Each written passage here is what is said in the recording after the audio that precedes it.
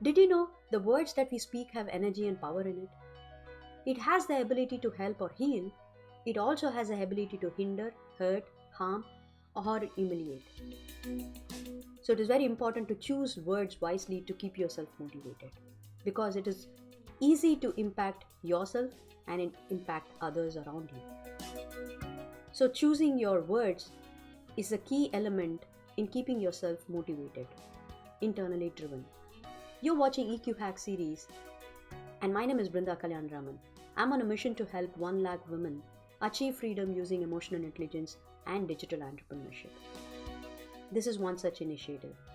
If you have watched the previous episode, you would have now know the ways that you can build awareness in knowing your emotions and reading the emotions on people around you. And we also got to know that just by knowing emotions is not going to get us any far. We also be able to manage the emotions well by using tools like optimism, navigating emotions from one emotion to another. We also saw how you can evaluate your decisions using your logical and emotional cues very well so that your decisions are not compulsive. And we also saw how you can be an intrinsic motivator. You can be a driven person from within by using your own values, by connecting your values with that of your goals, by establishing your goals, clarifying your goals with that of your values, and resolving the conflicts arising out of your values. And we also started looking at practical tips on a day to day basis to understand where you're stuck and keep yourself motivated. Today, we are going to see how choosing words wisely is going to help you keep yourself motivated. Words have immense power. Their meaning crystallizes the perceptions that shapes our belief systems, drives our behaviors, and creating our own world. Their power arises from our emotional responses when we speak, read, or hear them. Just utter the word fire when you are barbecuing, or when you're in the workplace, or when you're in a crowded place like a theater. It'll show a completely different responses from people around you. Those responses are powerful and energetic and emotional. Quantum physics, which is a study of matter and energy at the most fundamental level, has determined that physical matter doesn't really exist. That everything, including atoms, it's just energy. It's in the form of different states of vibration. Nobel Prize winning physicist Werner Heisenberg once stated, atoms or elementary particles themselves are not real. They form a world of potentialities or possibilities, rather than one of things or facts.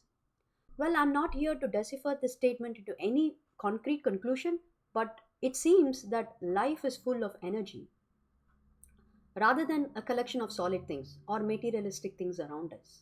And what that also means to us is that if you are able to be conscious about the energy we contain based on the emotions that we exhibit, we will be able to deliberate our choices, which can alter the frequency that we are operating, creating the realities we always wanted. So we have the power to create the realities we desire for. Whenever we are feeling down, we can reframe the situation and rise our own spirits. So, with this new understanding of the ability in us to create a higher and positive vibrations, we stand with a better chance of creating goodness in our lives rather than repeatedly doing the same old mistakes. How beautiful it is that we have the control of making better choices. To validate this fact that words do have immense power, I'm going to quote a Japanese scientist who did a fascinating experiments in 1990s to prove the effect that words have on energy. He did some beautiful experiments with water and words. When a pure water is taken and frozen, it usually forms beautiful crystals. When you see that under the microscope, it will be like a snowflakes. So what he did was he took different test tubes, he took the pure water and labeled that water as I hate you or some fear. And then he kept it. After 24 hours, he froze that water. What he saw under the microscope that it did not form any crystals. On the other hand, he took the impure water and he labeled that as I love you or peace in different tubes. And that water, he froze that after 24 hours. What he found was beautiful lace like crystals formation. This Emoto's experiments proves that energy generated by using negative and positive words can actually alter the physical structure of an object. The results of this experiment is actually detailed in a series of books called Hidden Messages of Water. In fact, you will be marveled to see the before and after effect of those crystals formation. Another interesting experiment that Emoto did was to prove the power of spoken words. He took 2 cups of cooked rice, placed in 2 different mason jars, fixed the lids with a label of one as thank you, another one as you fool. He placed them both in an elementary school, instructing the students to speak the words which was labeled corresponding to the jars twice a day. Imagine if there are 30 students calling out those 2 names twice a day. What will be the result? After 30 days, the one which had a label as you fool was found as black mass. Another one which had a thank you label on it was found to be as white, as fluffy as it was on the day one. This dramatic example of the power of words was also quoted in his books. Imagine how many times in a day that we have thrown away words like I hate myself, my life is good for nothing, I'm a stupid, I hate my hair. But have you ever imagined the negative impact it has on us? It creates a negative vibration in us, affecting our physicality. Emoto's experiments were mostly done with water. You know why? Because sound vibration travels 4 times faster in water than in open air. Consider the human body has 70% of water in us, which means you'll be able to quickly understand how negative vibration resonates in our molecular level. I'm now able to connect with my elders in my family whenever they said, do good, speak good, think good.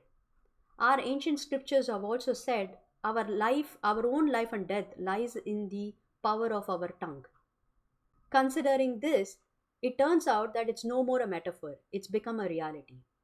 The researchers from University of California have proved that a weak message, when repeated twice, becomes more valid than a strong message heard only once. Even one repetition has the power to change our minds. That is why uttering a mantra, that is why reading affirmations, writing affirmations. It's the same principle which goes with pictures also. If you have any picture, emblem, or symbols, it's just a collection of thoughts and ideas into a form of an image. Repetition is actually creating a mental validation of anything that we are exposed to. Imagine there is a political propaganda. So every time a politician and a candidate comes for a rally, he carries the symbol. The more number of times that he displays the symbol, it registers. Now consider how many times you have falsely called yourself as stupid, wasted, good for nothing. Your own internal propaganda is actually shaping up your self-image, your own behaviors, your internal programming. When you change your internal programming, you have the ability to create the realities that you always wanted. And when you create your internal programming by choosing words appropriately, it will definitely have a huge impact on yourself and also people around you. I hope this hack of choosing words wisely to keep yourself motivated has helped you immensely. If it had, please record your comments, your experiences comments below. It will definitely be an inspiration for me to move forward. I'll see you in the next episodes. Bye-bye.